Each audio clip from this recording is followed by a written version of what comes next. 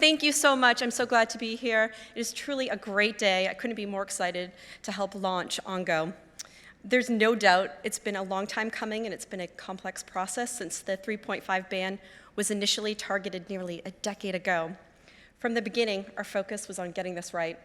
We took a careful, considered approach to help build confidence across the ecosystem in this new kind of spectrum sharing.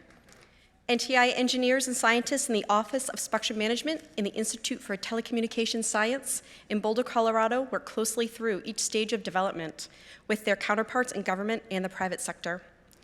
These are people who operate behind the scenes, so I want to take a moment to put the spotlight on them.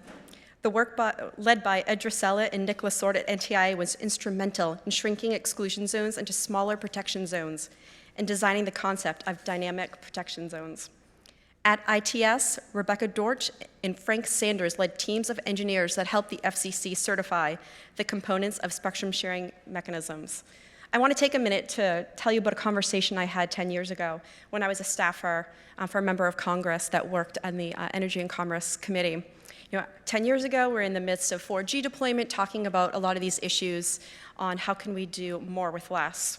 And I told him, there's a buzz about spectrum sharing and dynamic uses.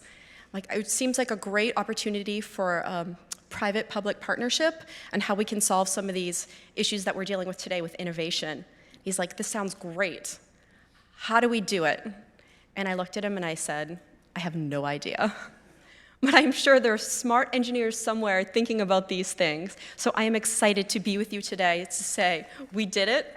And I actually work with those smart engineers now. So a definite kudos to the team at NTIA, as well as the FCC and DoD and all of our industry partners. It's been a true collaboration, and it's been great to watch over the past decade as this has evolved. We are now well positioned to put key mid-band spectrum into the market and to support US leadership on 5G. For today and in the future. So again, thank you so much for letting me be a part of this, and I'm excited to get the rest of the morning going. So thank you.